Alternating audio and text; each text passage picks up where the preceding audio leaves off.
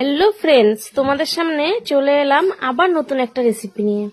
তো তোমরা সবাই কেমন আছো আমাকে জানাবে। তোমাদের ভালোবাসায় আমি কিন্তু অনেক অনেক ভালো আছি। তো আমি একটা কেক বানিয়েছি। কেকটা কিভাবে বানালাম পুরো সিম্পল, তোমরা বাড়িতে বানিয়ে খেতে পারবে। তো একটা বোলের মধ্যে 2টো ডিম আমি ফাটিয়ে নিব। তারপর 1 কাপ চিনি পাউডার আমি মিক্সড করে নিব।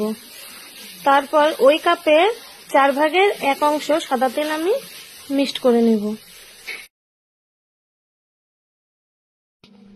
মনে রাখবে এটা কিন্তু পুরো ভালোভাবে মিক্সড করে নিতে হবে, পুরো ভালো মতো মিক্সড করে নিতে হবে। তারপর ওই কাপে 1 কাপ আমি ময়দা ভালো করে সুন্দর করে চেলে নেব।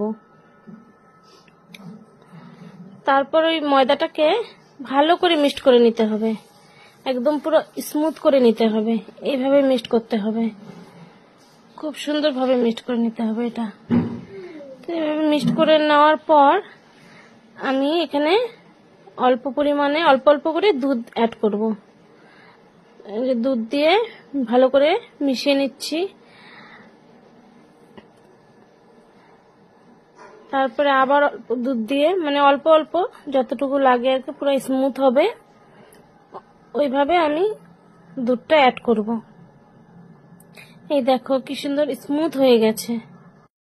এইভাবে ব্যাটারটা পুরো স্মুথলি রেডি করে নেবে।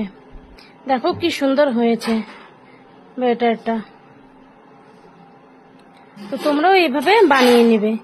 তো আমি তারপর এটার মধ্যে অ্যাড করে নিলাম ইনো।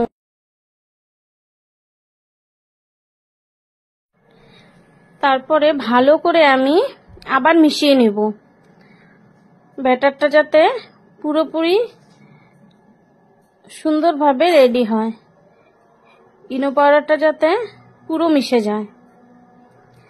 তারপর আমি আগে থেকেই একটা বোলের মধ্যে একটা পেপার দিয়ে ওই কাটিং কেটে পেপার দিয়ে সাদা তেল দিয়ে রেখেছিলাম।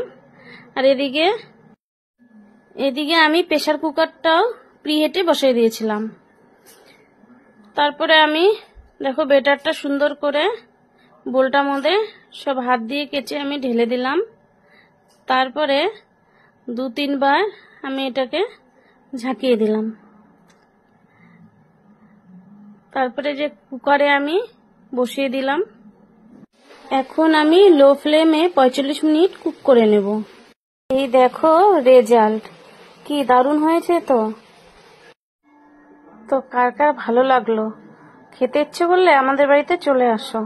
আর হ্যাঁ, লাইক কমেন্ট শেয়ারটা কিন্তু করে দিও। ওয়াও, কেকটা কিন্তু দারুণ হয়েছে, পুরো সফট। তো তোমাদের কেমন লাগলো ফ্রেন্ডস, কমেন্টে অবশ্যই জানিও।